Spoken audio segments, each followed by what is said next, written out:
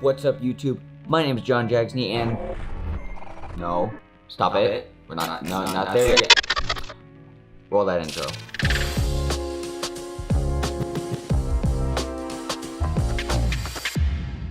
All right, today we are talking about 10, 1, 2, 3, 4, 5, 6, 7, 8, 9, 10 different ways to achieve a glitch effect in After Effects. Now, a good glitch effect is a combination of all of these different effects. We're gonna go through each one step by step so that you can make even better glitch effects in the future. Let's jump right into After Effects.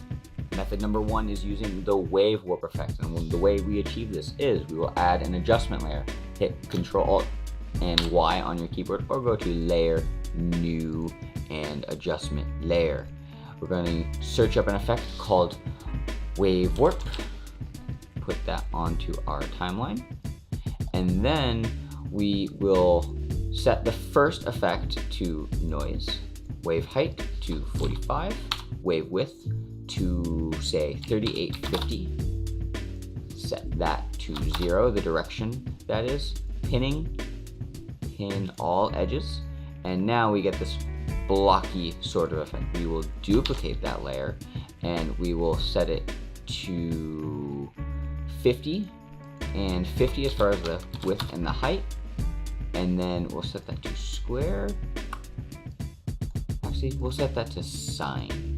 So now we get this wavy sort of blocky at the same time effect, and we'll do that one more time and we'll set that to noise, and we'll set the height to 25 and 25, and now we get this really awkward and crazy distortion effect. Now we'll hit Control Shift D on the keyboard to cut, go forward in a couple frames, and cut again forward, and just repeat this process until you have a bunch of different clips over that cut. And then size these up so that it sort of ramps up and ramps out.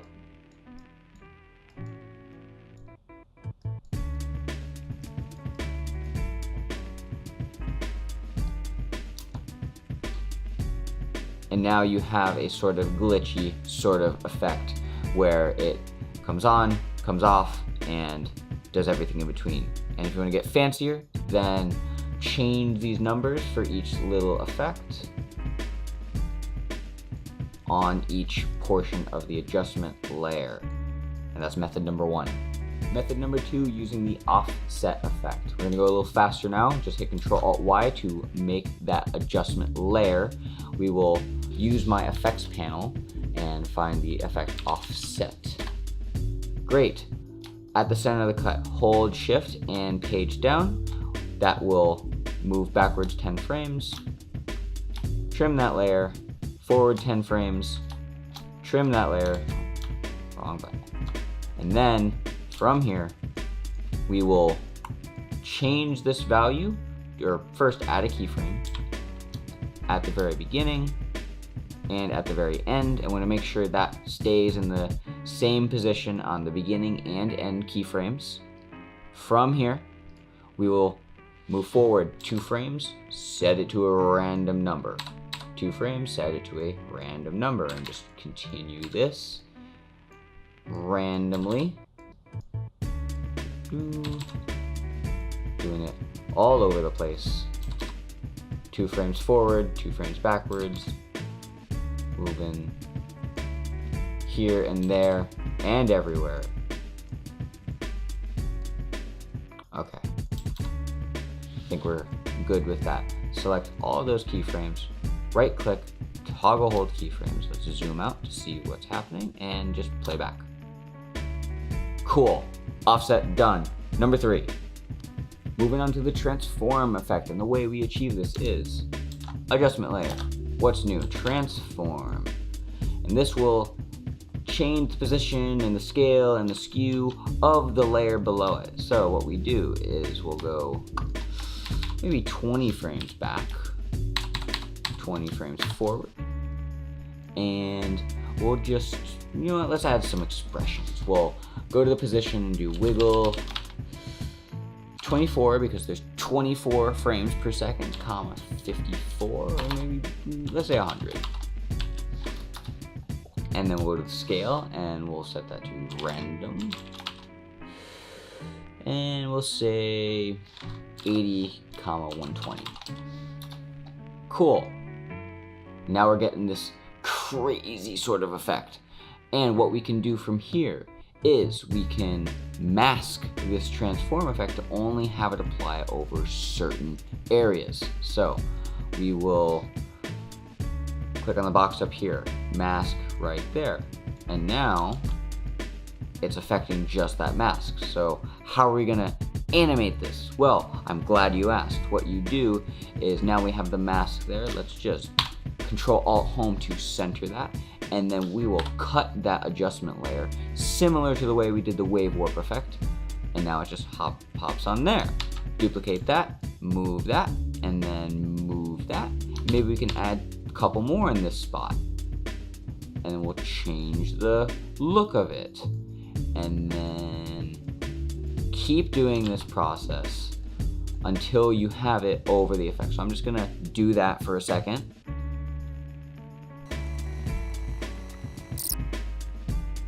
All right, so I just added a bunch of layers and masks, and this can get pretty thick in it, but the way you can consolidate all of this into something a little bit more digestible is take all of those adjustment layers, select them all, pre-compose them, move all attributes.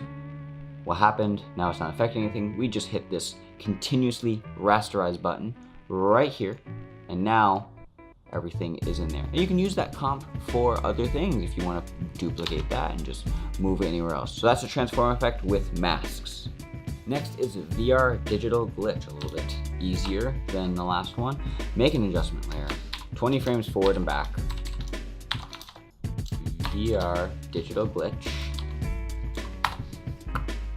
We will first do an expression on the point of interest. We'll set that to wiggle 6, 500. Values don't really matter, it's more of just what looks good to you. We'll animate the master amplitude, so at the beginning we'll set that to 0, 10 frames forward, set that back up to 100, and then 10 frames forward one more time, set that to 0. It's easy to use those keyframes just for a little bit of life to the animation. At the beginning, or center rather, we'll animate the distortion evolution, so we'll set that to time times, say, 100. Now it's gonna kind of move all over the place, look all glitchy, like we'll bump up all these numbers, the geometry distortion, and that should give us a more glitchy sort of torn up footage look. And you can play around with this more, but we're gonna move on to number 5. All right, this one is a little bit more technical, so let's have some fun with this. First, we'll hit, not Control-Shift-Y, just Control-Y. Solid, we'll make a fractal noise comp, so we'll call this fractal noise. We'll add our fractal noise effects. And we will set this, well, one, this doesn't look like glitch at all, it looks like clouds, I guess. So we'll set this to block, set the complexity to 1. We'll go to the transform, uncheck uniform scaling, set an expression on the scale width, and set that to random 50, 3000. And then on the Y scale, not the width, the Y, random 10, 1500. I typically like the Y to be about half of the X value just based on the dimensions of video in general, but these numbers are totally up to you.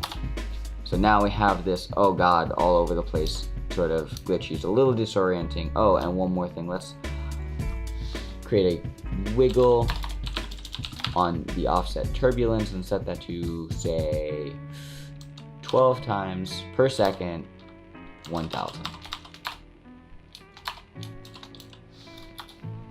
So now, oh god, it's just all over the place. So last thing we have to do, bump up the contrast, decrease the brightness.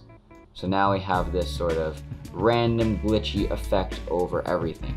Control-Shift-C to bring that into a pre-comp, and now we just have this footage, and we don't need that, so we can put it below everything else and hide it. Next, we'll add something called an adjustment layer. Again, because adjustment layers are great. It's like the good part about After Effects. You can adjust things. All right, so Control-Shift-Y and bring that on top. 20, let's say, yeah, 20 frames forward, backwards, and then 20 frames forward. We'll add that effect called the displacement map. Like I said earlier, displacement map. And we'll set the layer to look at the fractal noise comp that we just made. This guy, it's looking at this thing and looking at the black and the white and deciding, hey, I'll change you if you're white and I won't change you if you're black. So it's looking at those colors and like, okay, I will do this thing. So it's gonna do that thing, and we'll set the X value to move it and displace by let's say 147. Autosave once again. Let's make sure we save. Set that to say another 150 for the Y, and now it's getting that glitch effect that we want, but it's moving the clip. So the way we work around this is we will Control-Shift-D at the very beginning of the adjustment layer cut, and at the very end, Control-Shift-D. So now we just have our cut footage below. We'll go to the position property. We will make a kind of long expression, but it'll work, trust me. So we will pick whip to the X value right there. And then make sure that we're not getting other stuff that we don't need. So we just want to set this to that. So we're looking at the first value position of this layer. Set to the second value. Next, we'll do the Y displace, or X displace rather, displace equals, and then Y displace equals. All right, so from here, we need to hit enter, not return, enter on your number pad, just so you can, I know we're getting a big fat boo-boo error sort of thing, but we need to look at this for a second. So we're gonna go back to our expression now. We need to make sure we have that adjustment layer selected so that we can access these two parameters. We're gonna set the X displace to the max horizontal displacement, and then the Y displace to the max vertical displacement. Great, so now we'll go down and we'll hit X, comma Y in the left and right bracket, and what's gonna happen is nothing. The reason why nothing is happening is we need to use this displace value as well, so we're gonna add another portion to this. What we'll do is we will do space minus X displace, comma Y displace, and then enter. And now we're basically putting it back in. So now if we change this, it should keep everything in the center, or the main footage in the center, but it will still do the displacement effect. Great, that's exactly what we wanted. And the last part about this effect is we can animate this. So let's just say wiggle 6,300 on the vertical display, or horizontal displacement. And then on the Y, we'll do the same thing, same expression. And it's still gonna do the same exact thing, but it's gonna be a little bit more random. And we can just set that to 0 and 0. Cool, little crazy. So the last thing we're gonna add is something called posterized time. What that's gonna do is that's gonna like add a little stop motion frame rate to it. So let's just set that to 6.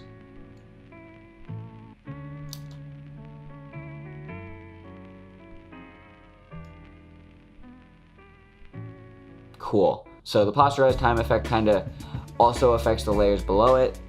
So these are now playing at 6 frames per second, but we'll talk about how to fix that in a later effect.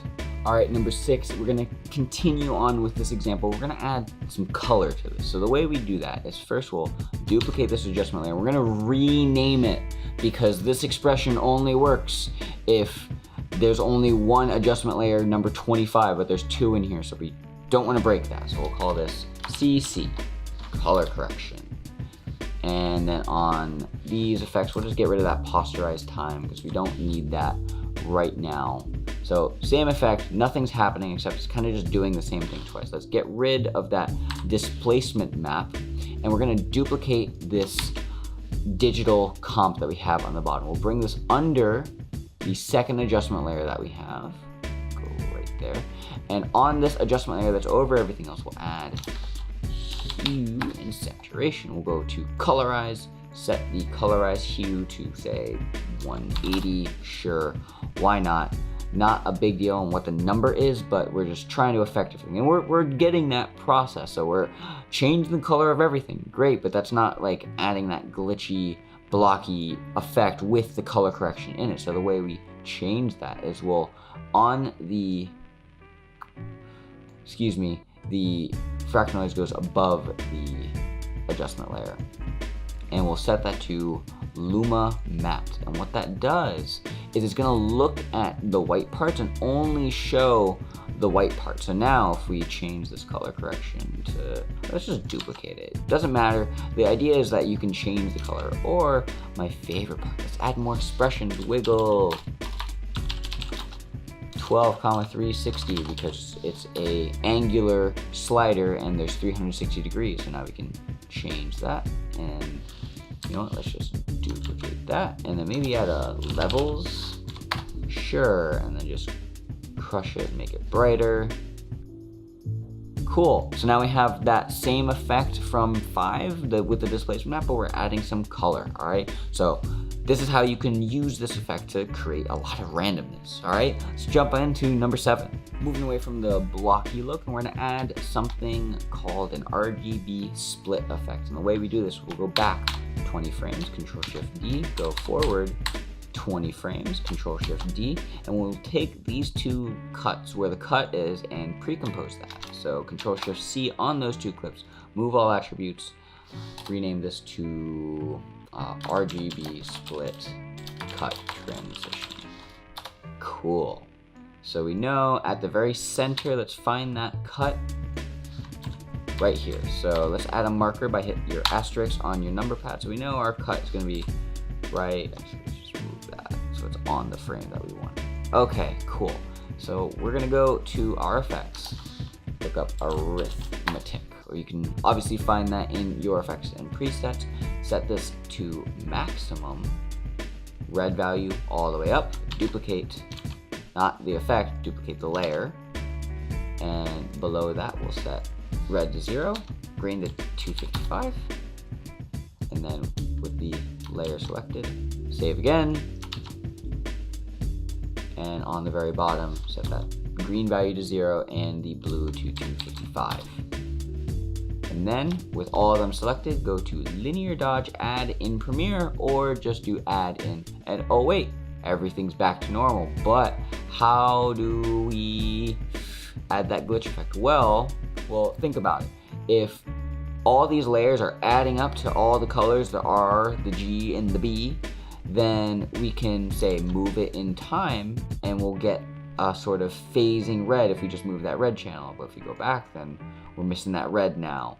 And if we put that here, all right, cool, now we're getting somewhere.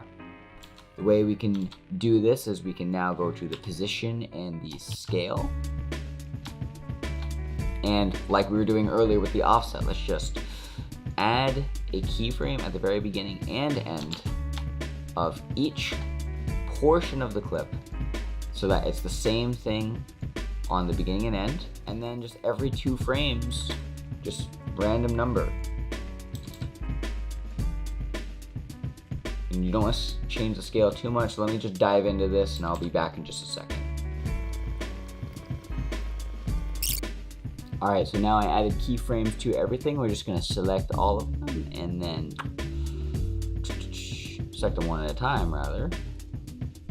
Toggle hold keyframe, toggle hold keyframe, and toggle hold keyframe. And now if we play it back, sick. RGB split effect. Cool beans, man. Moving on. Number 8, almost done. So we'll add a adjustment layer. Once again, go backwards in time by 10 frames, forward in time by 10 frames. Cut that adjustment layer.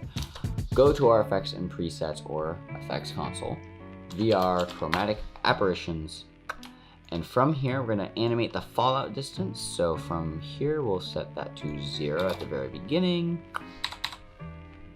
and then go forward a little bit and just animate that, and then near the end we'll set that back to, or another keyframe, and then set that to 0. So it's still kind of there at the very beginning and end, but it's mostly there in the center. Great. That's not very exciting. So what we do is we'll add wiggle to all the apparitions on the red. So wiggle 6,100.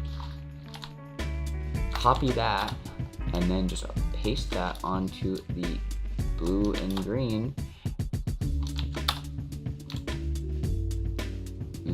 Apply that to the green. Okay, cool. Now we're getting somewhere. Not bad. Let's set that to stereoscope it over under so we get rid of that blocky sort of effect. And then the last thing we'll do is we'll animate this fall off invert, and just like every 2 frames just turn it off and on. So to do that we'll just do, well, right now it's off, page down twice, turn it on, page down twice, turn it off. Just keep doing that until it's off. Great. What does that look like? Not bad. Not the biggest effect. I don't use this one that much, but gets the job done. Moving on to number 9. Number 9, we're almost there. This one is perhaps my favorite. We're gonna first add shape layer, not an adjustment layer. Bam, shape in the center of the screen. We'll pre-compose that. And then from here, I'll just put that into the center of the screen. Open up the properties of the shape layer. In the size, we'll set that to x equals 1920, y equals random 10, 150. Cool. Numbers don't matter. Oh, make sure you make the array x, y. Cool. Random shape. Position. Wiggle. 24 frames in a second. 24, 700. Maybe not 700, maybe 900. Now it's kind of all over the place. A little disorienting, and we're gonna make it even worse by duplicating that. Now we have just shapes all over the place, and what's cool is we can change the scale of some of these if we need to. We can move some of them around. We can just do all sorts of things to get a pretty unique look for blocks. Obviously you could animate this individually if you wanted to, but I like this way because it gets the job done and a lot faster in my opinion. So now we have this just crazy block everywhere. Guess what? Adjustment layer. Control Alt Y, put that below the shape layer column, transform. Set the position to wiggle 24, 54. And then the scale, random, 80, 120. These numbers, again, don't matter. It's just getting the effect there. So now, if we turn off those shapes, it's just going to be, oh God, all over the place. A little much, but this is how we fix that. On our adjustment layer, we'll set the track matte to alpha. So now it's going to look at the top layer and only affect wherever the shapes are. So, cool, right? Still a little disorienting, especially because we're not really affecting the transition or the cut or whatever else. So the way we can do that is trim the adjustment layer. But another way I like to do it is we're going to add something called a slider. Have it happen intermittently, randomly. Call that probability. So we'll open the T opacity on the adjustment layer. Make an expression by alt-clicking on the stopwatch. We'll set prob equals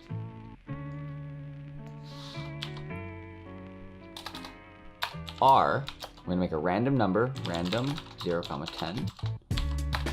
If prob is greater than R, which means if this number is greater than the random number that we get, then I want an opacity of 100. Cool, right? Otherwise, or else, I want an opacity of 0. Save, and what's happening?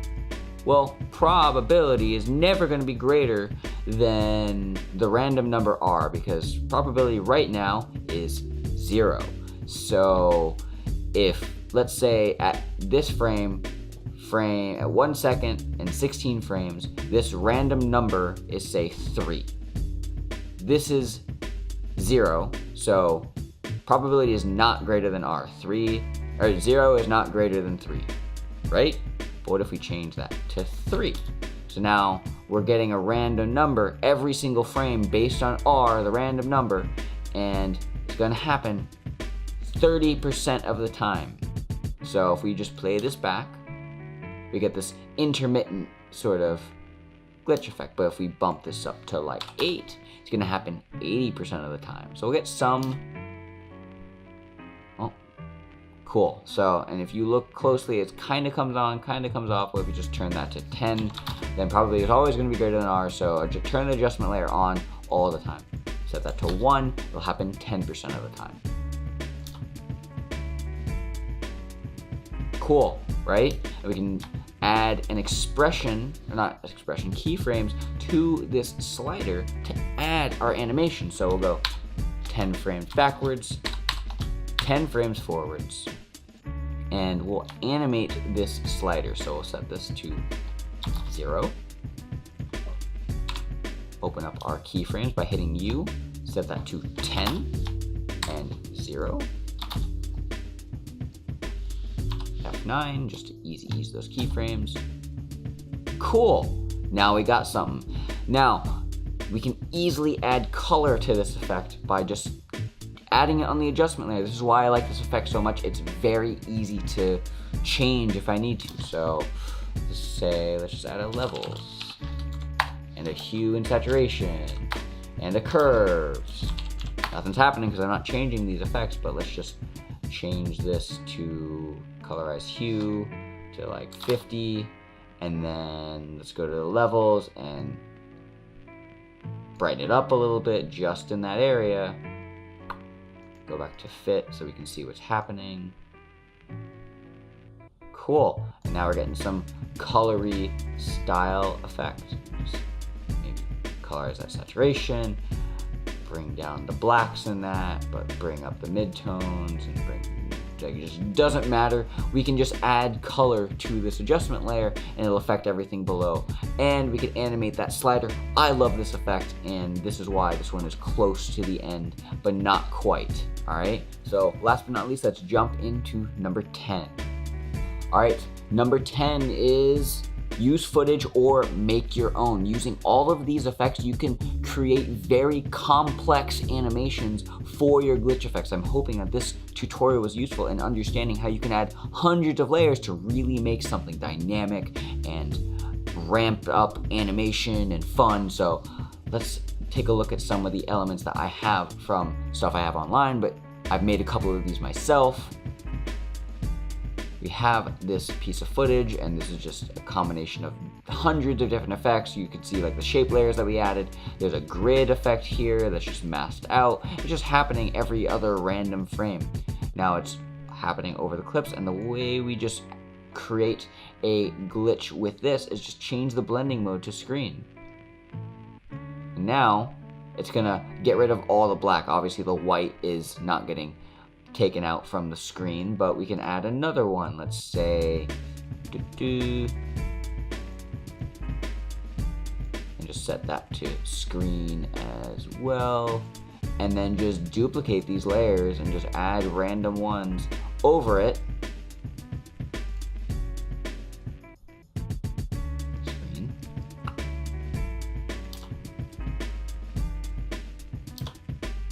And then basically you can have some really cool glitch effects, and you can do other things like take these and trim them and then pre-compose our footage, cut layers, cut tutorial part 10, Sure, it doesn't matter. I didn't want to open that. And then duplicate that, and then on the duplicated one on top, let's just set the scale or transform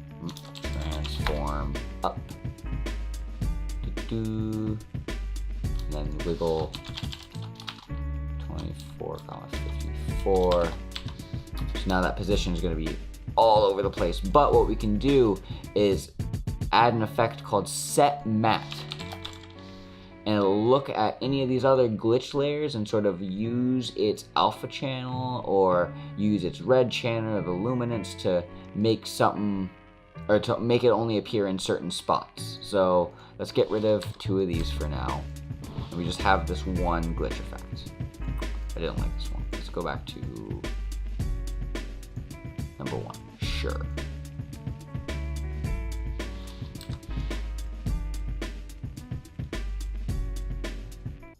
Set that back to screen. Set this back to the glitch layer. It's still on top because we're looking at the alpha channel. We want to look at the luminance. So the luminance is going to be looking at just the white parts. Now if you look pretty closely, oh hey, there it is based on how bright that layer is. And we can just put that on top if we wanted to. And then maybe we just set the blending mode to that, to overlay or something, and then set the opacity down just a little bit. Cool. So the reason why I made this one the last one is because when you use all of these effects combined, you can make your own, all right? So that's all 10. Let's outro this. And that was 10 different ways to achieve a glitch effect. Obviously, some of them are easier than others, but I really do encourage you to combine all of these all at once to get some really cool looking glitch effects. I hope this video was useful to you. If you have any questions, comments, concerns, whatever else, leave them in the comment section down there. Sometimes it's over here, down there. And yeah, I'd happy to help out wherever I can. Until next time, my name is John Jags. I appreciate you watching this video, and I will see you in that next one. Bye! Where's my lens? There's my lens cap.